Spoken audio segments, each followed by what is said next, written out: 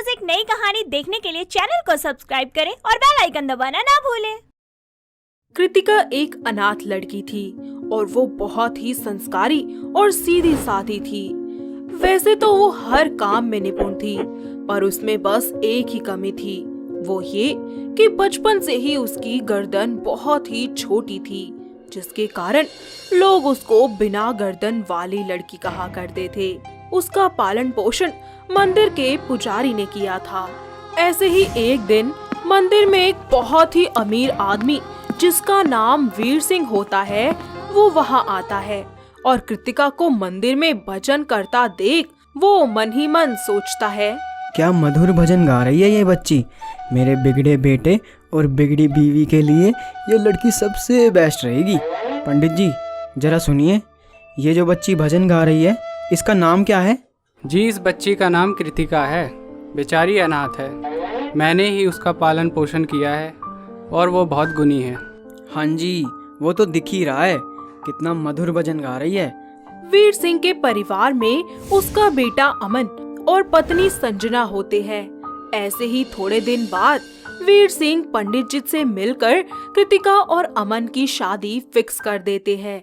अमन और उसकी माँ को कृतिका बिल्कुल पसंद नहीं आती, लेकिन वीर सिंह के जबरदस्ती करने पर वो दोनों मान जाते हैं। ऐसे ही शादी का समय आता है, जहाँ अमन जयमाला लेकर कृतिका की तरफ बढ़ता है और बोलता है, अरे जयमाला कहाँ डालूं? गर्दन तो है ही नहीं इसकी। अरे बेटा कोशिश कर, कहीं तो अटक ही जाएगी। जैसे ही अमन कृतिका को माला पहनाता है, वो सरक कर उसके पैरों में आ गिरती है, जिसे देखकर सभी लोग जोर जोर से हंसने लगते हैं। वो फिर से कोशिश करता है और जैसे तैसे दोनों की शादी हो जाती है। ऐसे ही अगली सुबह कृतिका पूजा करने लगती है और जोर जोर से घर में भजन गाती है, जिसका शोर सुनकर उसकी सास वहाँ आकर उससे बोलती है, अरे बंद करो ये पूजा पाठ का ड्रामा। माँ जी, आपको भजन अच्छा नहीं लगा? अरे नहीं बहू, आज पहली बार ये लोग अच्छी चीजें सुन रहे हैं ना, वरना हर सुबह ये कभी डिस्को कभी खिसको यही चलता है चूहे बिल्ली की आवाज में। What do you mean mister Veer Singh? आप हमारे वेस्टर्न म्यूजिक को चूहे बिल्ली की आवाज कहते हैं? आपका म्यूजिक? अरे बुरा मत मानिए श्रीमती जी, जैसे पराई बीवी अपने घर में लाने से अपनी नहीं हो जाती ना, वैसे ही पराई देश का म्यूजिक अपने देश में बजाने से अपना नहीं हो जाता। अरे इस 2 टके की लड़की के लिए हमसे बहस करते हो आप? ऐसी बात नहीं है सासू माँ, पुजारी जी कहते थे कि सुबह सुबह भगवान का नाम लो ना तो सारा दिन शांति और सुकून से बीतता है। ऐसे ही समय बीतता रहता है और एक दिन संजना अपने घर पर किटी पार्टी रखती है, जिसमें उसकी 3 दोस्त अंजना, कोमोलिका और शिप्रा, उनको वो बुलाती है। कृतिका उनके स्वागत में बहुत सारा अच्छा खाना बनाती है और सभी लोगों को सर्व करती है। तभी कोमोलिका कृतिका की गर्दन देखकर बोलती है, ओ संजना बेब, तू ये क्या जोकर से बहू उठाकर ले आई अपने घर में?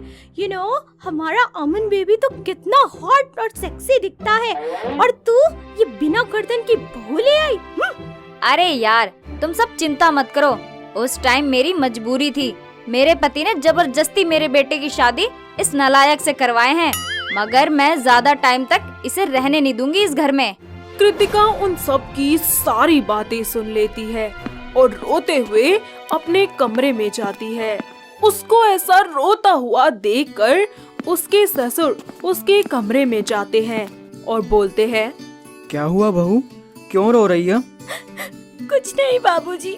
मैं जानता हूँ कि यहाँ तुझे कोई पसंद नहीं करता, तेरी इस गर्दन की वजह से सब तेरा मजाक बनाते हैं। बेटा तुझे एक चीज समझनी होगी कि लोगों की छोटी सोच पर ध्यान नहीं देना है, तुझे खुद के लिए मजबूत बनना होगा। जी बाबूजी, ठीक है। ऐसे ही कुछ दिन बीत जाते हैं और संजना अपने बेटे अमन के साथ बैठकर बातें कर रही होती है और उससे बोलती है, अमन बेटा मैंने एक प्लान सोचा है उस गंवार बिना गर्दन वाली को रास्ते से हटाने का। हाँ माँ, तंग आ गया हूँ मैं उससे। कैसे भी करके उसे रास्ते से हटा दो और मुझे आजाद कर दो मॉम, प्लीज, मैं आपके हाथ जोड़ता हूँ। ऐसे ही कुछ दिन बाद संजना कृतिका के साथ कार में बैठकर कहीं जा रही होती है। तभी कृतिका अपनी सास से कहती है, सासू माँ, मुझे कहाँ लेकर जा रही हैं आप? हमेशा के लिए तुझे यहाँ से विदा करने। मैं कुछ समझी नहीं। अरे सीधी बात बताऊं तो तुझे तेरी मौत के पास ले जा रही हूँ। अब क्या कह रही हैं सासू माँ? तुझे एक सुनसान जंगल में छोड़ दूंगी ताकि तू हमारे घर कभी ना आ पाए। संजना कृतिका से बात करने में लग जाती है और अचानक सामने से आते हुए एक कार से उनकी कार का एक्सीडेंट हो जाता है। थोड़ी देर बाद आसपास के सभी लोग वहां आते हैं और कृतिका और संजना को पास के ही हॉस्पिटल में एडमिट करवा देते हैं, जहां डॉक्टर उन दोनों का इलाज करते हैं। कुछ देर बाद दोनों के परिवार वाले वहां आते हैं और कुछ ही समय में कृतिका को होश आ जाता है। डॉक्टर बाहर आकर सबको बताते हैं, जी देखिए, कृतिका जी को होश आ गया है और वो बार बार अपनी सास को याद कर रही है। डॉक्टर, कृतिका ठीक है ना? जी कृतिका तो ठीक है, लेकिन आपकी वाइफ को बहुत चोट लगी है, जिससे उनका बहुत सारा खून बह गया है और हमें ब्लड की जरूरत है। डॉक्टर तो आप मेरा खून दे दीजिए मेरी मॉम को। क्या आपका ब्लड ग्रुप बी पॉजिटिव है? नहीं। हमें बी पॉजिटिव ब्लड ग्रुप चाहिए, हमारे हॉस्पिटल में अभी नहीं मिल रहा है। तभी कृतिका धीरे धीरे वहां आ जाती है और डॉक्टर से बोलती है, डॉक्टर, आप मेरा खून मेरी सासू माँ को दे दो, पर उनकी जान बचा लो। आपको आपका ग्रुप पता है? जी मैं नहीं जानती, पर आप चेक कर लीजिए और मेरी सासू माँ को बचा लीजिए, उन्हें कुछ नहीं होना चाहिए। कृतिका का ऐसा बर्ताव देखकर अमन की नजरें शर्म से झुक जाती है और डॉक्टर कृतिका के ब्लड ग्रुप की जांच करते हैं और जांच में कृतिका का ब्लड बी पॉजिटिव पाया जाता है। डॉक्टर उसकी सास को ब्लड चढ़ा देते हैं। ऐसे ही कुछ समय बाद संजना को होश आता है, लेकिन संजना के गर्दन में इंजरी के कारण डॉक्टर उसके गले में कुछ महीनों के लिए पट्टा बांध देते हैं। इस तरह कुछ समय बाद वो लोग हॉस्पिटल से घर वापस आ जाते हैं और कुछ महीनों तक संजना को गर्दन में पट्टा लगाकर व्हीलचेयर का सहारा लेना पड़ता है। तभी उसका पति उससे बोलता है, श्रीमती जी, देखा आपने कैसे भगवान के समय का पहिया घूमा?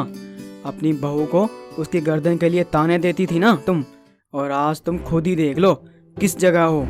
हाँ वीर जी, मुझे माफ कर दीजिए आप। मुझे अपनी गलतियों का एहसास हो गया है। मैं हमेशा से उसके साथ बुरा करती रही, लेकिन उसने मुझे हमेशा अपनी माँ की तरह समझा। इस तरह संजना को अपनी गलती का एहसास हो जाता है और कृतिका का अपनी सास के प्रति सेवा भाव देखकर अमन को भी अपनी गलती का एहसास होता है। ऐसे ही समय बीतता रहता है। संजना धीरे धीरे ठीक हो जाती है और अपनी बहू को अब सराखों पर बिठा कर रखने लगती है, जिसके बाद अमन का भी पूरा बर्ताव कृतिका की तरफ बदल जाता है और वो दोनों खुशी खुशी अपनी शादीशुदा जिंदगी में आगे बढ़ जाते हैं। तो दोस्तों, कैसे लगी आपको हमारी ये बिना गर्दन वाली बहू की कहानी? क्या आपके घर के आसपास भी है कोई ऐसी लड़की जिसकी गर्दन इतनी ज्यादा छोटी हो, यानी कि ना के बराबर? अगर हाँ, तो उसे ये वीडियो दिखाइए और हमें कमेंट करके बताइए। दोस्तों, अगर आपको ये कहानी पसंद आई तो इसे लाइक करें, शेयर करें और कमेंट करके बताएं कि कहानी में आपको सबसे अच्छा क्या लगा।